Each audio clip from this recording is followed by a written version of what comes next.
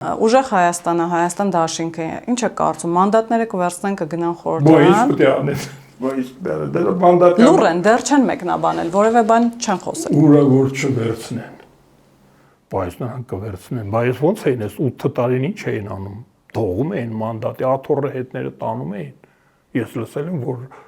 իրենց վասկաթոռները դեմոնտաժ էին անում, հետները տանում էին, որ հանգարց ուրիշը չգա նստի։ Նրանք ոնց կարող են հրաժարվել, այդքան փող են ծախսել, թուքումուր են կերել, որ աթոռից հրաժարվեն, մանդատից հրաժարվեն, չէ, նրանք չեն հրաժարվի, բայց լավ կլինի, որ հրաժարվեն։ Այսինքն արտահերթ ընտրությունների հեռանկար դուք չեք տեսնում։ Տեսնում եմ։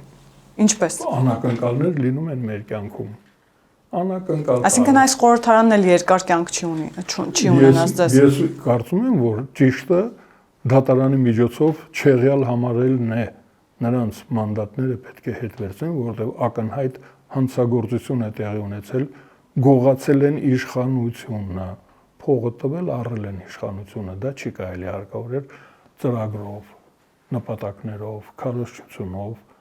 համոզել մեր քաղաքացիներին ու ստանալ նրանց քվեն, նրանք գողացել են, դա հանցագործություն է, մեր պետությունը իրավունք ունի, իշխանությունը իրավունք ունի նրանց պատժելու եւ զրկելու մանդատից, ես դա եմ ուզում, որ զրկեն մանդատից,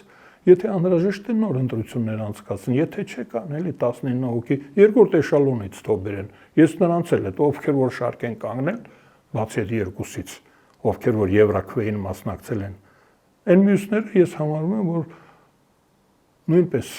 դրածոներ են, բայց ասենք ցածր կարգի։ Իսկ ընդդիմությունը ինչու է վերաններում ջուր վերցրել, այսպես ասած, ինչու է այս լռությունը դաշտում։ Իջել է ջրի հատակը, մինչև անցնի վտանգը։